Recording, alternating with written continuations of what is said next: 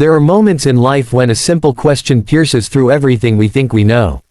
A question so pure, so innocent, it opens the hidden doors of our heart. This is one such story, the story of a father, a daughter, and a question that changed everything. Jackson was a single father, doing his best to raise his little girl, Maya.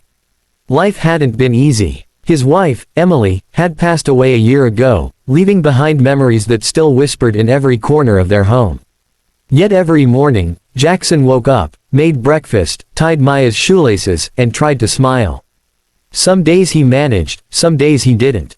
But he kept going, because that's what love does. It keeps going, even when it hurts. One evening, as the golden light of sunset spilled through the living room, Maya was sitting on the rug, drawing quietly. Jackson watched her, her small hands, her eyes that still held the sparkle of innocence. She looked up suddenly and asked in a soft, trembling voice, "Daddy, are we bad people, Mama?" The words hung in the air like a fragile thread of truth. Jackson's heart froze. He kneeled beside her, confusion and sorrow rushing through him. "What makes you ask that, love?" he whispered. Maya looked down at her drawing, a picture of a family holding hands under the sun. "Because, you said things happen because of choices. And Mama isn't here anymore. I thought maybe, it's our fault. Maybe we're bad." Jackson's throat tightened. He could feel his heart breaking, not because of what she said, but because of what she felt. He gently lifted her into his arms. "Oh sweetheart," he said, "I'm sorry you ever felt that way." But deep down, he knew, her question wasn't just hers. It was his too. Because he had asked it silently, many times in the quiet hours of the night. Was I a bad husband? Did I fail her? Did I deserve this loss? That night, after putting Maya to bed, Jackson lay awake staring at the ceiling. Her words echoed over and over, "Are we bad people, Mama?" He turned to the side where Emily used to sleep, the emptiness heavy beside him. He remembered her laugh, her patience, the way she could make every problem seem small. He whispered into the darkness, "I'm trying, Em. I'm really trying." But guilt pressed down like a weight on his chest. He felt like he was carrying the world and failing to hold it together. He got up, walked to the window, and looked out at the stars. For a moment, he didn't know if anyone, or anything, was listening. But still, he whispered, "God, I don't even know if you're there. But if you are, please help me. Help me show her she's not bad. Help me remember that neither of us are." A gentle breeze slipped through the window and brushed against his face. He closed his eyes and took a deep breath. Something small, almost imperceptible, shifted inside him, like a candle being lit in the dark. The next morning, as he dropped Maya off at school, Jackson sat in the car a while longer, staring out the windshield. He was tired, not just physically, but spiritually. He took out his phone and searched for guidance, typing words like, "How to heal guilt," and "Inner peace for single parents." He found stories of people who had walked similar paths, people who had fallen, broken, and risen again through faith. One quote caught his eye, "Faith is not about being flawless. It's about being honest." He thought about how long he had carried the silent belief that being good meant being perfect. But what if goodness wasn't about perfection at all? What if it was about love, kindness, and the courage to keep trying? The thought sat quietly in his heart like a seed waiting to grow. Days passed. Life moved on, though the question still lingered in small moments, in Maya's quiet looks, in Jackson's reflection in the mirror. Then one Saturday, Jackson saw a flyer on the community board, "Volunteers needed, soup kitchen." Something in him said, "Go." He wasn't sure why, but he went.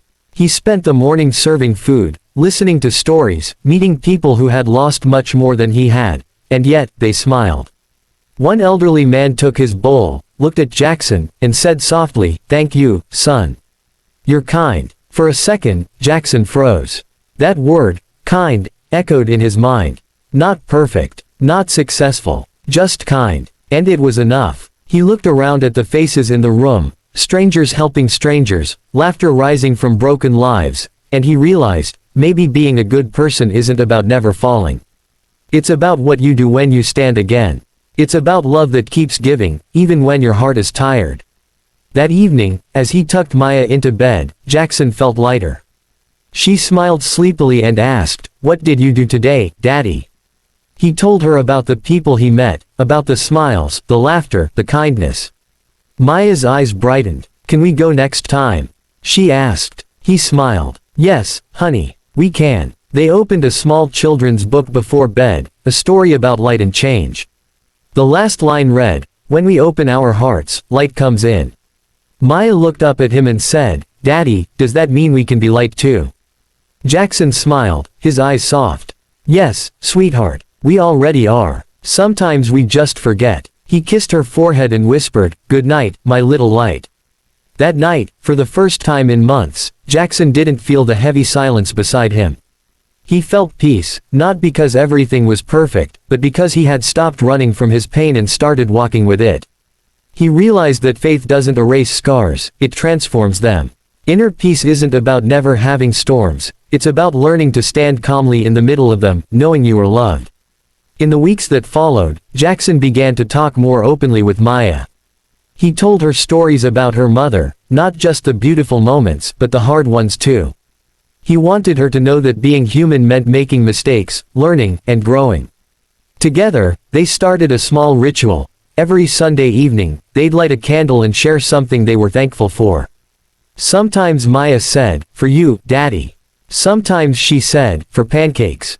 And sometimes, she said quietly, "For Mama." And every time, Jackson's heart grew a little stronger.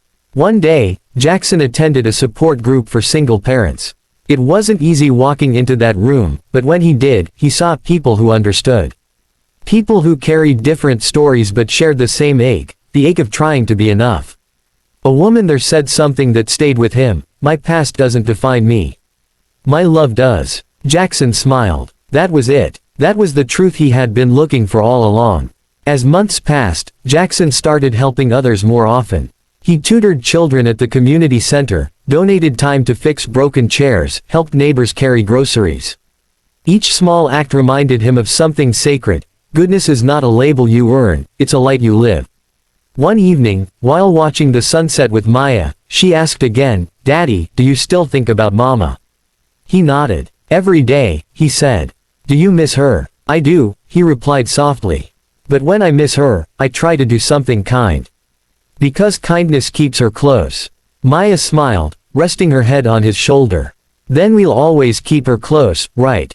He hugged her tighter. "Always." Time moved gently. Seasons changed. But something inside Jackson had shifted forever.